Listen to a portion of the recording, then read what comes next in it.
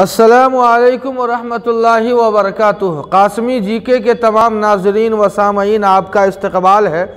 آئیے آپ حضرات کی خدمت میں ایک خوشخبری لے کر آنا ہوا، خصوصاً جو ہمارے اردو سے محبت کرنے والے جو حضرات ہیں ان کے لیے ایک بڑی خوشخبری ہے۔ اللہ تعالیٰ نے اس کائنات کے اندر ایک نہیں ہزاروں زبانوں اور لینگویج کو اللہ نے پیدا کیا۔ تمام زبانوں کا خالق خود رب العالمین ہے، اور ہر زبانیں اس دنیا کے اندر استعمال ہوتی ہے، بولی جاتی ہے، اور یہ زبانیں جب انسان آپس میں ملتے اور جلتے رہتے سہتے ہیں تو ایک زبان وجود میں آتا ہے۔ اسی طرح اردو زبان کا بھی حال ہے، لیکن اردو زبان یہ تمام دنیا کی زبانوں میں سب سے مظلوم ترین زبان ہے، لیکن اس زبان کو اس ظلم سے بچانے کے لیے جب بھی کوئی بڑا ادارہ کوئی بھی ملی یا سیاہ لسانی معاملے کو لے کر آگے بڑھتا ہے تو اس کے مثبت نتائج لازمی طور پر برآمد ہوتے ہیں۔ امارت شریعہ، ادارہ شریعہ، جماعت اسلامی، جمعیت علماء اور مختلف خانقاہیں وہ مضبوط مراکز ہیں کہ جس کا بڑا حلقہ اور نیٹ ورک ہے۔ حکومت بھی اس طرح کے اداروں کو اہمیت دیتی ہے، اس لیے ایسے اداروں کو وقتاً فوقتاً ملی، سماجی اور لسانی مسائل کو مختلف پلیٹ فارم پر اٹھانا چاہیے۔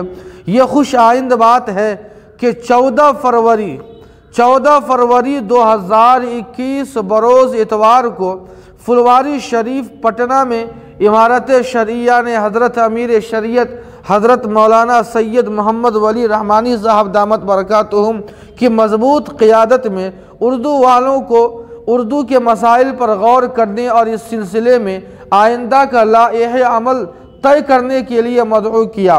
آزادی کے بعد کسی بڑے ملی ادارے کی طرف سے اردو کے ایشو پر غالباً یہ پہلا اجتماع ہوگا جس میں سماج کے ہر طبقے سے تعلق رکھنے والے محبان اردو شامل ہوں گے۔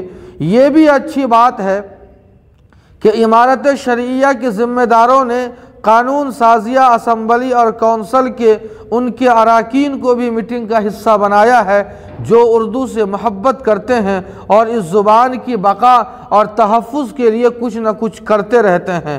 ضرورت اس بات کی ہے کہ بہار میں خصوصاً اردو تحریک کو پھر وہی شکل دی جائے جو 17 اپریل 1981 سے پہلے تھی۔ یہ وہ تاریخ تھی جب بہار میں اردو کو دوسری سرکاری زبان بنائے جانے کا نوٹیفیکیشن جاری کیا گیا تھا، لیکن اس کا تاریخ پہلو یہ بھی ہے کہ اردو والوں کے مسلسل مطالبے اور ڈیمانڈ کے باوجود نوٹیفیکیشن میں اردو تعلیم کو نظر انداز کر دیا گیا۔ پھر اردو تحریک بھی بتدریج ختم ہوتی چلی گئی، جس کی وجہ سے یہ اہم معاملہ بھی سرد خانے میں چلا گیا۔